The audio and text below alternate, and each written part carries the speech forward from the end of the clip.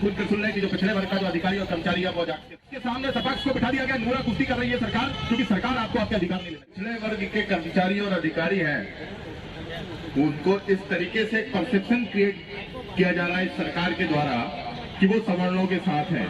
मैं आपको बताना चाहता हूं कि मैं खुद पिछड़े वर्ग का एक अधिकारी हूं और मैं आज जिस मंच पे बैठा हूं वो अजाक्स का मंच है और सरकार अब कान खोल कर सुन ले कि जो पिछड़े वर्ग का जो अधिकारी और कर्मचारी है वो अजाक्स के साथ है।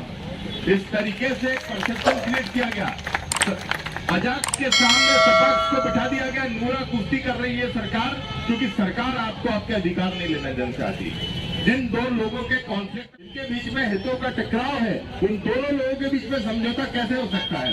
पहले तो जो सुप्रीम कोर्ट है उसकी जो जिम्मेदारी थी वो अपनी जिम्मेदारी से बची और मैं खुलकर सुप्रीम कोर्ट और हाई कोर्ट के खिलाफ लिखता हूं और आज भी लिखता हूं कि किस तरीके से भ्रष्ट वकीलों को और जिनका बैकग्राउंड पुअर है उनको हाई कोर्ट जजों तक पहुंचाया जा रहा है, उनको सुप्रीम कोर्ट तक पहुंचाया जा रहा है। क्यों? क्योंकि वो इनकी गुलामी करें, इस आरएसएस की गुलामी करें। आज जिन लोगों ने व्यापम में इतने सारे केस हारते गए एक व्यक्ति और उसका प्रमोशन होते गए, आज वो हाईकोर्ट जज है और इस तरीके की चोट पर मैं इस मंच से बोल रहा हूं कि वो आदमी भ्रष्ट है और खुलेआम मैंने उसके खिलाफ लिखा है। ऐसे लोग जब हाईकोर्ट और सुप्रीम कोर्ट तक पहुंचेंगे तो वो कभी भी एसटी और ओबीसी वर्ग के पक्ष में कभी कोई ऑर्डर पास नहीं करेंगे। आज हमारा अधिकार था प्रमोशन में आरक्षण, लेकिन ये जो लोग हैं जो आज सुप्रीम कोर्ट में बैठे हैं, ये जो लोग हैं जो आज हाई कोर्ट में बैठे हैं, वो लोग बजाय संविधान पर निर्णय देने के वो उन लोगों के हिसाब से चल रहे हैं जो लोग आज सरकार में हैं। मैं आपको बताना चाहता हूं कि हाई कोर्ट जज कैसे बनता है, सुप्रीम कोर्ट जज कैसे बनता है। कहने को कॉलेजियम है, लेकिन कहीं न कहीं राजनीतिक अनुशंसा के आधार पर ही वो लोग बनते हैं और ये लोग नहीं चाहते हैं कि हमारे ST के लोग, हमारे ओबीसी के लोग हाई कोर्ट तक पहुंचे या सुप्रीम कोर्ट तक पहुंचे। घुमा फिराकर सारे मामलों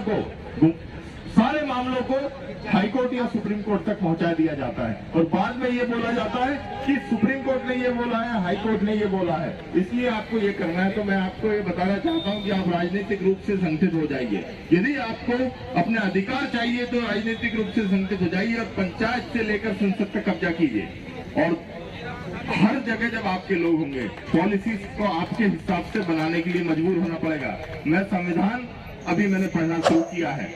आज इतने दिनों बाद हमको कभी किसी ने स्कूलों में संविधान नहीं पढ़ा है। हम संविधान की भाषा इतनी क्लिष्ट है कि आम आदमी उसको समझ ही नहीं सकता है। इस देश में भागवत गीता और रामायण के पाठ तो होते हैं, इस देश में संविधान को लेकर कोई पढ़ाया नहीं जाता है, कोई कभी उसको आसान शब्दों में नहीं पढ़ाता है। मैं आपको बताना चाहता हूं कि कैसे ये चाहते तो प्रमोशन में आरक्षण कर सकते थे। इस संविधान के अंदर संशोधन लाए जाते हैं। एक बार यदि संविधान में संशोधन हो गया तो बहुत मुश्किल होता है उसको कोर्ट में चुनौती देना। जब EWS आरक्षण को आप 103 में संविधान संशोधन से आप लागू कर सकते हैं तो आप प्रमोशन में आरक्षण को क्यों नहीं लागू कर सकते?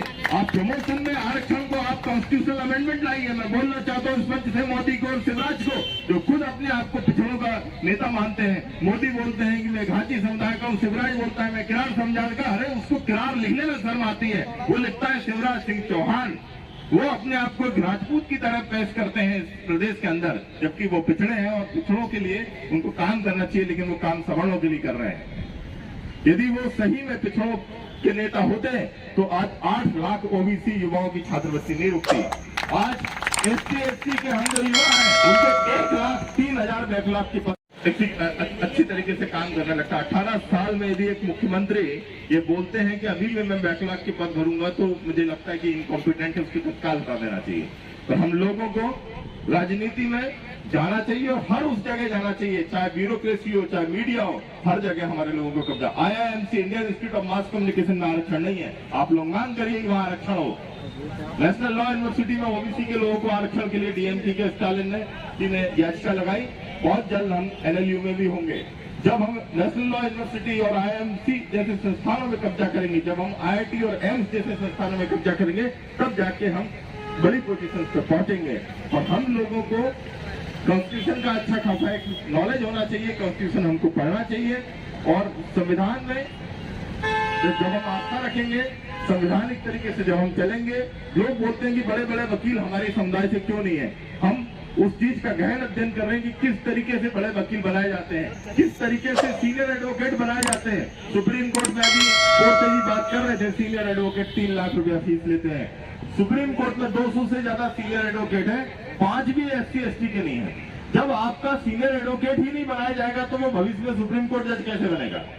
जब हाई कोर्ट में यदि आप जाएंगे, एडवोकेट जनरल ऑफिस है, महाधिवक्ता कार्यालय शासन के अधीन आता है, वहां पर ST SC का कोई वकील ही नहीं है। पूरे AG ऑफिस में, ग्वालियर में नहीं है, जबलपुर में नहीं है और इंदौर में भी नहीं है। जब जाकर अभी हमने खूब ज्यादा मांग उठाई, 2-3 OBC के लोगों को छोटा मोटा डिप्टी गवर्नमेंट एडवोकेट टाइप बना दिया गया। आज भी जो बड़े पद है, एडिशनल एडवोकेट जनरल, डिप्टी है जी, सब सवर्णों के हाथ में।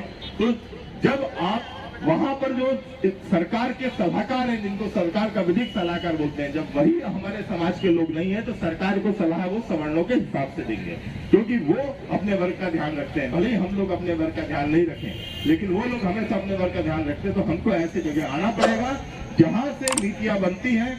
इंदौर, भोपाल, जबलपुर, ग्वालियर के कलेक्टर सवर्ण क्यों हैं? क्या हम लोग इनकॉम्पिटेंट है? क्या हमें पावर नहीं है? क्या हम लोगों में सोचने समझने की क्षमता नहीं है? आज आप बताइए, सारे बड़े जगह के जितने भी क्रीम पद हैं, जितने भी बड़े पद, क्यों? क्योंकि ये लोग भ्रष्ट हैं और उनको पैसा कमा के देते हैं। हमारे लोग भ्रष्टाचार में बहुत नीचे हैं, इतना भ्रष्ट नहीं है। ये लोग इनको पैसा कमाने की, देने की ताकत रखते हैं, इसलिए इनको बड़े बड़े पदों पे, बड़े बड़े जिलों में कलेक्टर बनाया जाता है, बड़े बड़े जिलों में इनको SP बनाया जाता है। मुझे आप बताइए, पिछले 30 साल से मैं आज इंदौर में हूँ, मैंने यहाँ कभी किसी ST SC के आदमी को कलेक्टर के पद पे नहीं देखा। क्यों? क्या हमारे लोगों में उतना ब्रेन नहीं है? लेकिन हम उतने भ्रष्टाचारी नहीं है। हम लोग ईमानदार हैं, इस देश से, इस मिट्टी से मोहब्बत करते हैं, लेकिन आज भी हमारे क्रांतिकारियों को, हमारे लोगों को सम्मान नहीं मिल रहा। आज JS के कारण और हम लोगों ने जो जागरूकता खड़ी की, आज हमारे क्रांतिकारियों को सम्मान मिलना शुरू हुआ। आज आप देखिए कि आज ISBT असिस्टेंट का नाम टंटिया मामा के नाम पे हुआ, पातल पानी में हुआ। आज आप देखिए हेमू कालानी जी पाकिस्तान में पैदा हुए, लेकिन इस चौराहे पे है। कहाँ पैदा हुए? पाकिस्तान में, सक्खर में, सिंध प्रांत में पैदा हुए, लेकिन आज वो इस चौराहे पे हमारे टंटिया मामा जी की मूर्ति आज तक भौर का चौराहे पे स्थापित नहीं कर पाया।